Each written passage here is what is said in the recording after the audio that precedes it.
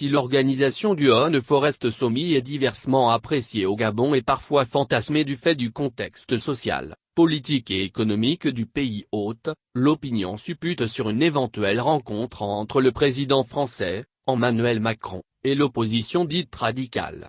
Pour couper court à ces rumeurs, les conseillers Afrique et techniques aux affaires globales, Franck Paris et Josué Serre, ont levé tout équivoque. Le 24 février dernier lors d'une conférence de presse téléphonique, il n'est pas prévu que le président rencontre l'opposition.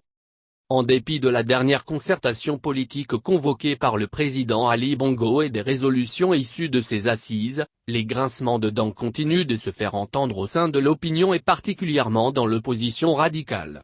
Pour de nombreux observateurs, les rendez-vous dits de concertation, pilotés par le palais présidentiel, ont accouché de tout sauf du réel résultat escompté, à savoir créer des conditions pour des élections politiques au lendemain apaisées dans le pays.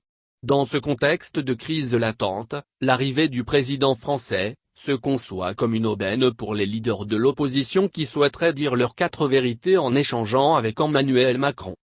En tournée de remerciements à la diaspora gabonaise des États-Unis et de l'Europe, en décembre 2022, pour le soutien indéfectible qu'il lui avait accordé durant ses 6 ans de détention à la prison centrale de Libreville, l'opposant Bertrand Zibiabeg avait souhaité sur le plateau de TV5, que le président français Emmanuel Macron rencontre impérativement l'opposition et la société civile gabonaise pour que, disait-il, la puissance colonisatrice puisse peser de tout son poids pour faire en sorte que la prochaine élection présidentielle prévue la même année se tienne dans la transparence et la paix. Pour l'opposant comme pour de nombreux autres leaders de l'opposition et de la société civile, il ne faut pas rater le coche, même si la visite de Macron à Libreville est interprétée comme l'expression du soutien de la France au régime en place, en vue de favoriser son maintien au pouvoir. Non. Assurent les 2 personnalités de l'Élysée. Les conseillers Afrique et techniques aux affaires globales du président français, Franck Paris et Josué Serre, indiquent formellement que l'agenda du chef de l'État français ne prévoit pas une telle fenêtre.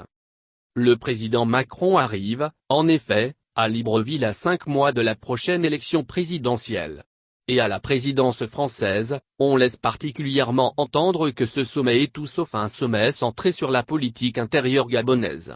Toutefois, indiquent les conseillers français, les parlementaires ou les membres du gouvernement accompagnant le président pourraient rencontrer les membres de l'opposition.